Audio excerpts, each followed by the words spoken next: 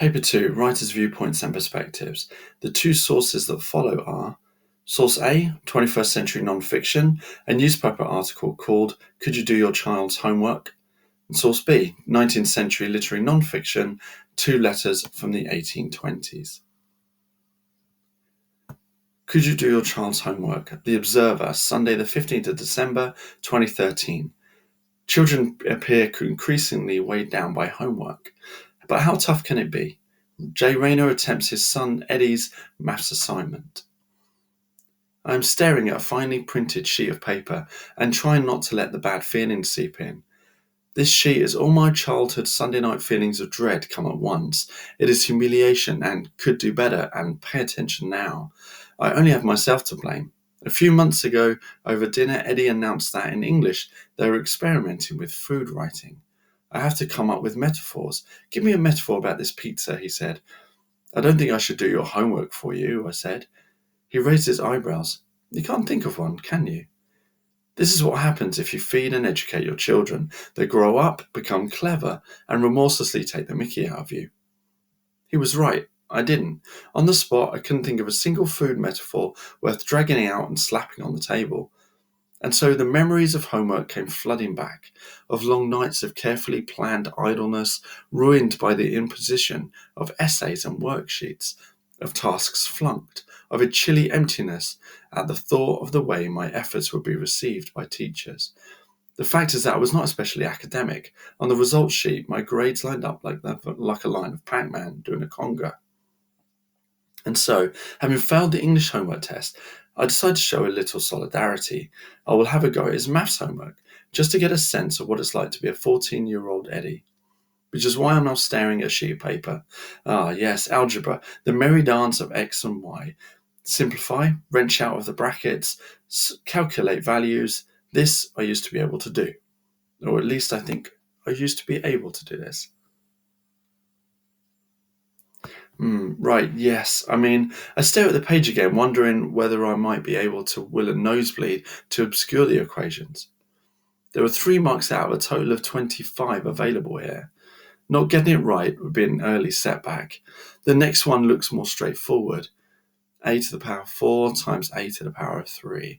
I'm pretty sure I remember this. Just add the powers together, which would mean there is an expand and simplify question, which refuses to grow or be simple. In his special mocking voice, Eddie tells me just to draw a sad face. I do as I'm told. Better that than a blank. Eddie returns to his room, and I press on. Some of them I can manage. I appear to know how to multiply out 3 bracket 5 minus 2x bracket. But with the next one, I am firmly back in the weeds. I am so baffled that, shamelessly, I Google a maths website. A few days later, Eddie receives his marks. He got 20 out of 25, or 80%, a low score for him. Me, I got 12 out of 25, or less than 50%. Does it need saying that my biggest miscalculation wasn't taken on Eddie over maths? He doesn't labour the point, but he's irritatingly good at it. I knock on his bedroom door. He doesn't look up from his computer screen. He's too busy killing things while talking on Skype to his friend Theo, who was also in the game trying to kill the same things. Finally, he looks up at me from his computer. Who needs teachers to humiliate you when you and your son can do it so effectively? Pac-Man, a popular computer game in the 1980s in which the character follows the line of a maze to collect points as he goes. Conga, a dance in which participants follow behind a leading person in a long line. Source B, 19th century literary non-fiction. This source consists of 2 letters. The first letter is from a young boy called Henry, writing to his father. Henry is living far away from home at a boarding school. A boarding school is a school where you go to live as well as study, and was a very popular way of educating boys, especially from wealthier families in the 1800s. Cotherstone Academy, August 7, 1822. Dear Father, our master has arrived at Cotherstone, but I was sorry to learn he had no letter for me, nor anything else, which made me very unhappy. If you recollect, I promised that I would write you a sly letter, which I assure you I have not forgot, but now an opportunity has come at last. I hope, my dear father, you will not let Mr. Smith know anything about it, for he would flog me if he knew it. I hope, my dear father, you will write me a letter as soon as you receive this, but pray don't mention anything about this in yours. Only put an X at the bottom, or write to my good friend, Mr. Halmer, who is very kind to me, and he will give it to me when I go to church. He lives opposite, and I assure you, my dear father, they are the kindest friends I have in Yorkshire, and I know he will not show it to Mr. Smith, for the letters I write you are all examined before they leave the school. I am obliged to write what Mr. Smith tells us, and the letters you send me are all examined by Mr. Smith before I see them. So I hope, my dear father, you will mention nothing of this when you write. It is now 2 years come October since I left you at Islington, but I hope, my dear father, you will let me come home at Xmas, that we may once more meet again live, if God permit me to live as long. Our bread is nearly black. It is made of the worst barley meal, and our beds are stuffed with chaff, and I assure you we are used more like bears than Christians. Believe me, my dear father, I would rather be obliged to work all my life than remain here another year. George is quite well, but very unhappy. Your respectful son, Henry.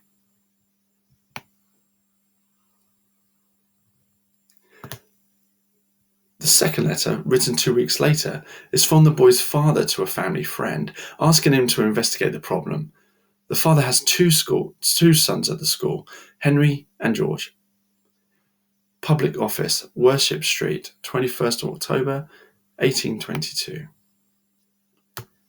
Sir, having lately received a letter from my son Henry, who is at Mr. Smith's school close by you, complaining of the treatment he receives, I am induced to write to you, confidentially, to request you to do me the favour and to endeavour to see both of them, privately, at your own house, if possible, to ascertain whether you think it would be advisable for me to send for them home. I will certainly be guided by what you say.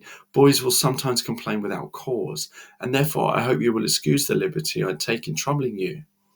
Henry speaks very highly of your kind attention. I do not approve of this system of education, for they do not appear to have improved. When they left home, they could both spell, and in Henry's letter I see several words wrong spelt. I also do not like the injunction laid upon them of not being allowed to write to me without the masters seeing the contents of the letters. If you should not be able to get a private interview with them in the course of a fortnight, I shall be obliged by your writing to me to say so, and I will immediately give notice to Mr. Smith that I intend to have them home at Christmas. I should prefer your seeing George if you can, and hear what he says, as I can rely more on the truth of his story than Henry's. For I believe Henry's principal object is to get home. We have all a great desire to see him, but particularly to see George, our other son, who is a meek boy and not so able to endure ill treatment as Henry. George is a great favourite with us all, and so he was with his late dear mother, who is now no more. You will no doubt see my object in thus troubling you, and I hope you will excuse the liberty I take. But as I know you have been very kind to the boys, I shall esteem it an additional favour by your attention to this, and an answer to your earliest convenience. I remain, sir, very respectfully, your obliged honourable servant, William Heritage.